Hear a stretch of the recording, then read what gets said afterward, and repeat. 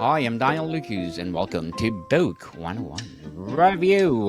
Book 101 is all about the books that I read for the last 40 years. And today I have my special guest.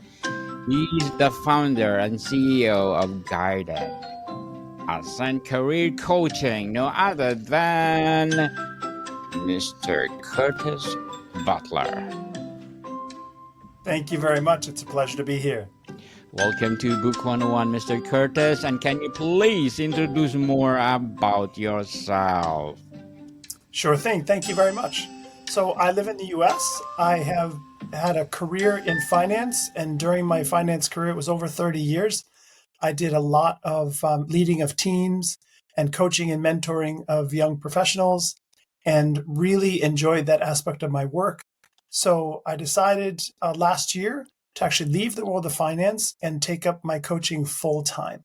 So I work with a lot of young people who are looking to break into the job market, which is extremely challenging these days, but also people who discover they want to make a change mid-career, or just after a couple of years, they decide this wasn't really what they wanted.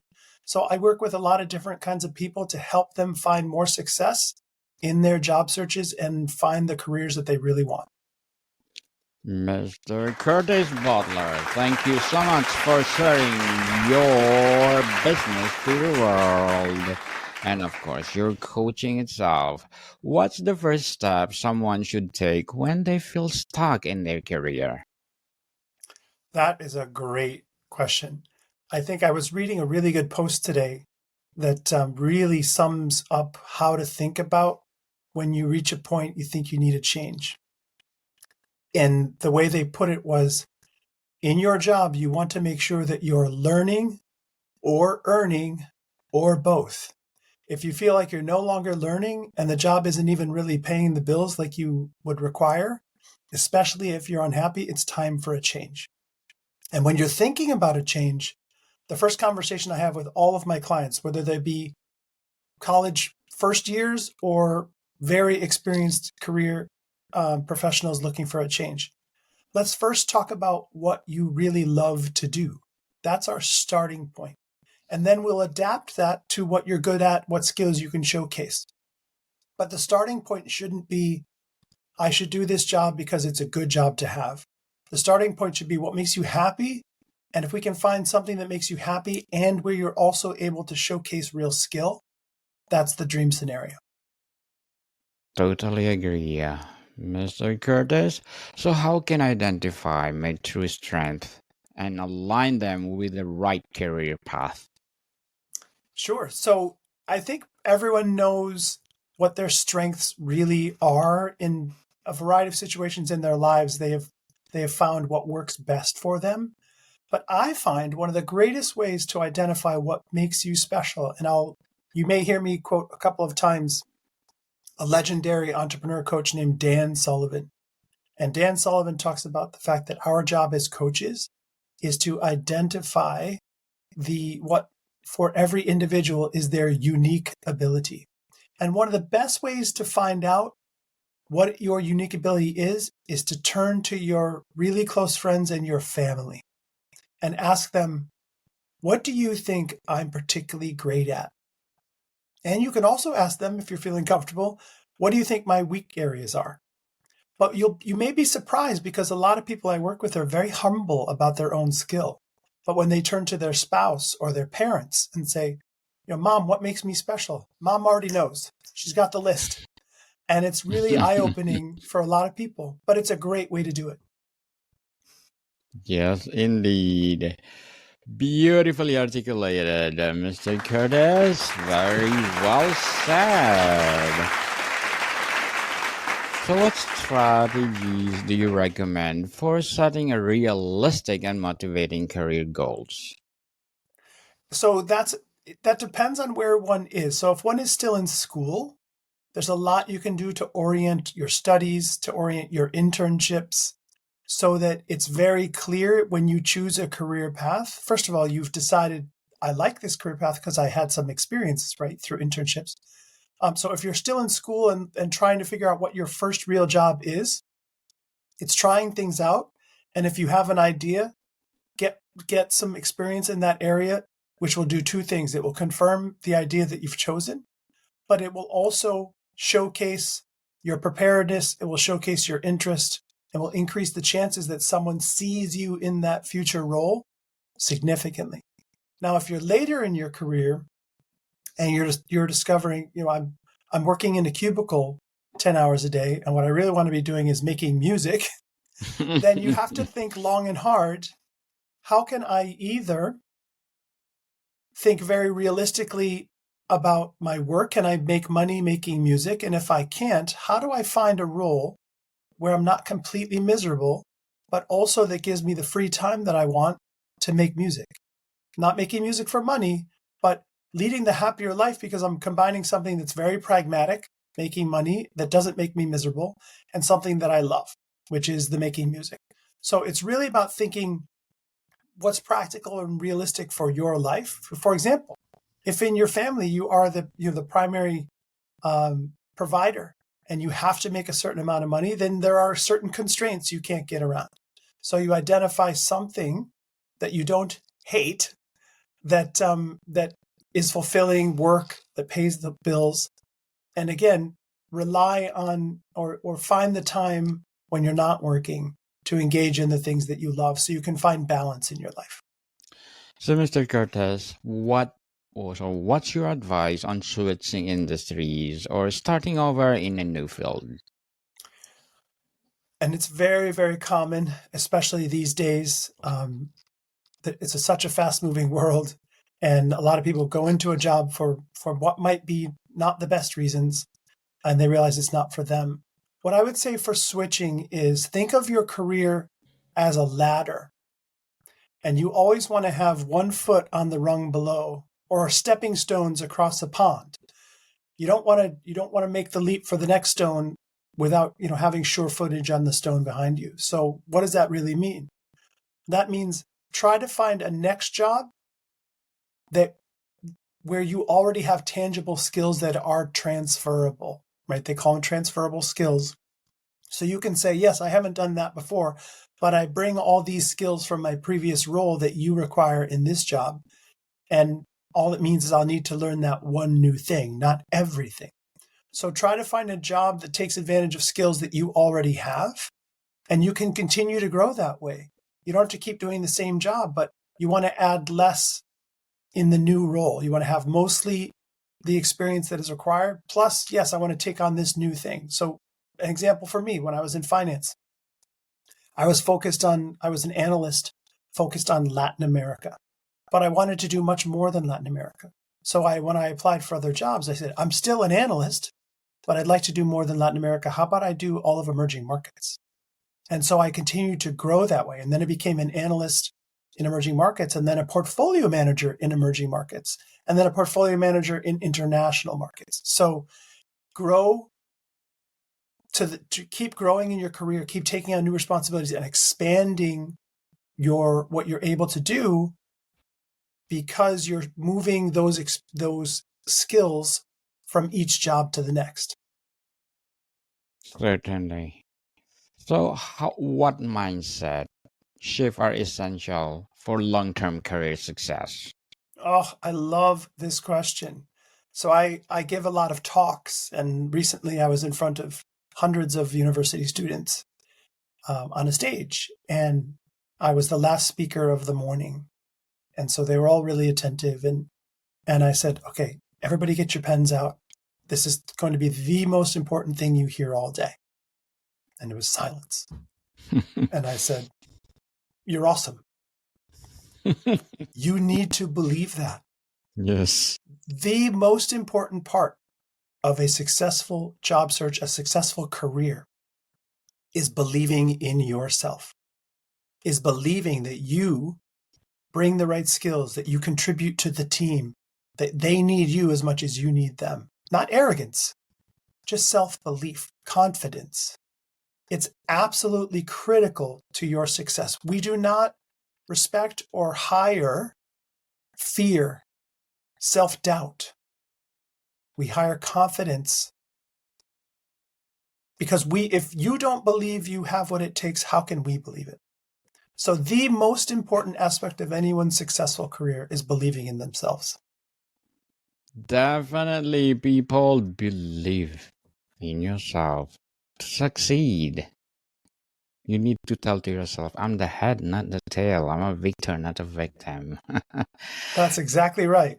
So, Mr. Curtis, how can I develop executive presence, the leadership skills?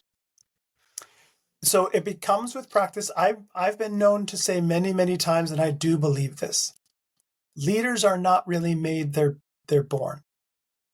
Right? So, and if you're a born leader, you've been shown that your entire life. I know lots of born leaders. People just naturally follow them. But you can learn leadership skills. The confidence that I just mentioned is the most important piece. Why would someone follow you if you're scared? Right? So the confidence that I talked about is the most important ingredient to be perceived as a leader, because people can assign you a role. You can actually be hired to be a manager. Nobody can hire you to be a leader. What determines whether you're a leader or not? When you turn around and Definitely. people are following you. So you don't get hired as a leader, you get hired as a manager, but you are chosen as a leader by the followers. So what do you need to be chosen as a leader? Is to live your values, is to be ethical, is to do exactly what you've promised you're going to do, lead by example, and then other people will want to follow you. But the most important thing is you have to be consistent, you have to be reliable, you have to be ethical, you have to do exactly what you say you're going to do. And once you do that, there are a lot of people who are going to want to follow your example. So, Mr. Curtis, what should I do if I feel burned out, but I can't afford to take time off or quit? So hopefully it's not the case that you can't take time off. Everyone needs time off. We all need to step away. True. But not quitting is something we all understand. I understand that perfectly well, that it's just not practical. It's not the real world. What's important is try to find balance. And in some jobs, balance is hard to find. And some people have two jobs, and balance is even harder to find. So here's what I've done a lot of training in our family. We have a wonderful family, but we've been faced with some serious challenges. We have a daughter with significant disabilities, and we've learned a lot over the years about how to see the good in almost every situation, how to find the silver lining, how to view things positively, even when times are tough. And so that's really important. If you're in a job that pays the bills, but you're not happy, try to find ways to be happy in that role, because bringing positivity is just as important as bringing confidence. So if you are more source of positivity on the job, if your boss is challenging, but you don't fight, you don't create a problem, you just say, okay, yeah, how can I help? How can I help? What's interesting is when you bring positivity, a lot of those barriers end up coming down, and you find your positivity becomes infectious, that other people kind of adopt it, and their barriers come down, and they're not as resistant, and they're not as challenging. So it's trying to find the good in every situation. Am I learning in this job? Okay, let me focus on my learning, right? Am I working with some really good people? Let me focus on that. So bringing positivity, even when times are tough, or even when a job is not your ideal role, is really important to making the most of it. And then, of course, in the background, look for something new. Certainly. So, Mr. Curtis, how to handle rejection or failure during the job search for promotion process? Excellent. So I've often been said, I hear all the time from a lot of students, I received a rejection letter. And I say, that's not a rejection letter. You didn't get the job, but you weren't rejected. They didn't actively say not you. They simply chose someone else. So rather than thinking of it as a rejection, think of it, I just wasn't the right fit. Someone else was the right fit, but that's not a rejection. They're not even saying anything about me. And that's really important for self-esteem. It's not rejection. I'm waiting for the right person, the right team, the right firm to see in me what they need. that's what I'm just going to keep going for. And it is difficult. I've been in that position myself more than once, where you're just not getting the results you want, or you're not even hearing back. That's the new thing, right? Ghosting is the new thing in this world. I actually wrote an article on ghosting. It's posted in LinkedIn. Mhm. But the important thing is, try not to use the word rejection even in your own vocabulary. You were not rejected. You just were not selected. And you're not fit. And sooner or later you realize, oh, that's why I was not fit, because I have a better job right Something now. better is coming for me. That's right. Yes. So, Mr. Curtis, how can I find purpose and fulfillment in my current role if I change is not possible right now? If changing roles is not possible. So that's where I get back to, tell yourself realistically, are there things that I enjoy, or ways that I am growing in my current role? Even it comes down to simple, I really like the person I sit next to. So spend time appreciating that. And then you'll be focused less on the things in your job that bore you or annoy you or burden you. Try to find and spend your time focusing on the things you do like about it. Even if the thing you like most about it is the paycheck that comes every 2 weeks. Focus on that. The key is, don't let negativity enter your life. You get what you think about, right? That's what they talk about, this whole law of attraction. You get what you think about. So if you're constantly focused on your problem, what's not good enough, you're just going to get more of that. Whereas if you focus on optimism, the right thing is coming, the right person is coming, then those things will happen for you, much more likely to happen. So the key is, it's very difficult when times are tough, but the key is, try to imagine and act as if good things are happening, and good things will start to happen. Certainly be optimistic, people, not pessimistic. As I That's right. said, always tell to yourself, I'm the head, not the tail. I'm a victor, not a victim. So, Mr. Curtis, how often should I reassess my career goals or make adjustments? Hopefully not. You don't have to do it too often, because you found roles that make sense for you. And even if you're thinking of your whole career, and various roles are stepping stones, right? You become more experienced, you get more responsibility, you keep moving up. They often say, if you find yourself running into a ceiling in an organization, it's time to go to a new organization that doesn't have that same ceiling, right? But thinking about your career, think in terms of those stepping stones. You have to be patient, right? I remember, I'm a gardener, and I remember all the time, a lot of people, when they plant a garden, they want to put all the new little plants next to each other, so they look beautiful from the start. That garden will not grow well because it's crowded. So what do? You have to space all the plants out, and it doesn't look beautiful the first season. It's not supposed to. It's called planning. And in the third season, you walk out of your house in springtime and you say, wow. Your career's Awesome. like that too. Your first job isn't meant to be the be all and end all. It's meant to help you grow and to prepare you for the next one. You don't want to do this every year, but you want to do it, when you're early in your career. If you haven't identified the perfect place, if you end up in a firm and they keep promoting you and everything is great, don't leave. But if that's not the case, think in terms of your career, and a few years down the road, say, can I take these skills and find more upward progress somewhere else? But not too often. Very often, young people today, they have very short attention spans. Like, they're in a job 6 months, they're looking for another job. That doesn't look good, right? You're called a Yes. hopper. And the industry, the professional world doesn't love hoppers. So be patient, but be strategic, and always be thinking about the building blocks for your career. Very well said, Mr. Curtis. Beautifully articulated. I love it. So, what will be your short term and long term goals as a coach? Thank you for asking. So I'm really enjoying working with all different kinds of, I call them mentees or students or clients. A lot of students today are realizing very late how challenging the job market is. So in the short term, I'm educating parents, families, students about how to start their thinking about their careers earlier, before they even go to college. Be very strategic about the choices that you make, the major that you choose, getting those summer internships. So I'm doing a lot of educating right now and helping young people find more success because it's so challenging.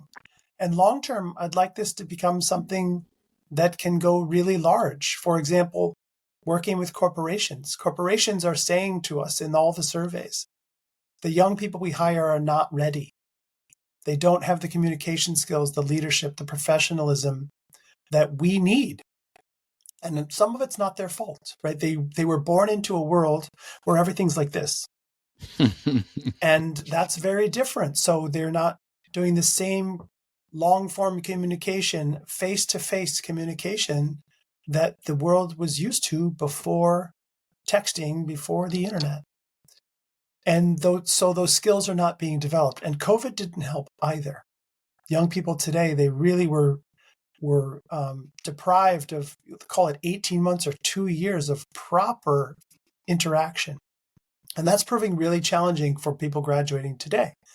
So my long term is to help corporations also I will help prepare the students that you're hiring be more ready for the job world, to be more mature in their interaction, their professionalism, the way they express themselves, the way they're able to handle those business conversations, so that when you hire them, when you bring them in, they're ready to go. That's my long term. Good luck to your goals, Mr. Curtis, and thank you so much for empowering our future generation. So, what role does continued learning or certification play in staying competitive? Oh, it's absolutely huge. So I'll give a really good tip to your listeners. When surveyed, 80% of employers in the US said they expect their new employees to have formal training in ChatGPT. And I can tell you, almost no one does it. Almost no one puts it on their resume. All the people I work with put it on their resume. All the people I work with, we work a lot with AI to make really more productive use of their time, to be more efficient in job searching, to more efficient in the way that they write, so that when we are not together, they now have their new friend, ChatGPT or Claude AI, that they can work with when we are not in our sessions, and they can be super productive.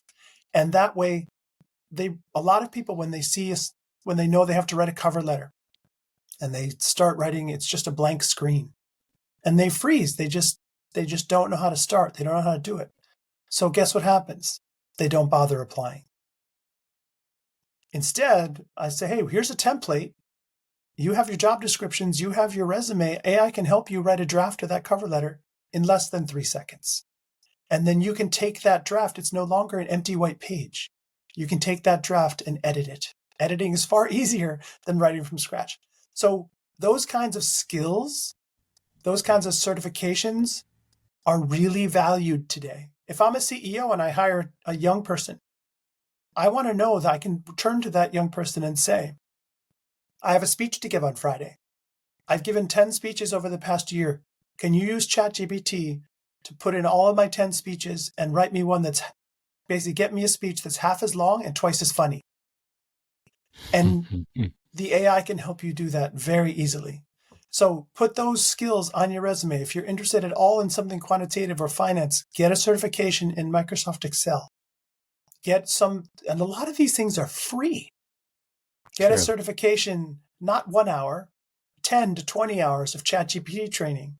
Get that on your resume. These things are noticed, and they can make up for a lot of maybe experience shortfalls, showing, because what matters most, how much time I spent or the skills that I bring. So that's where you're exactly right. Those certificates are extremely valuable. So, Mr. Curtis, before we wrap up our discussion for today, I'm inviting you to please do listen to my other podcast, Food 101, in its fifth season. People, fifth season, with Chef Alessandro, one of the specialty chef in one of five-star hotel in downtown Toronto.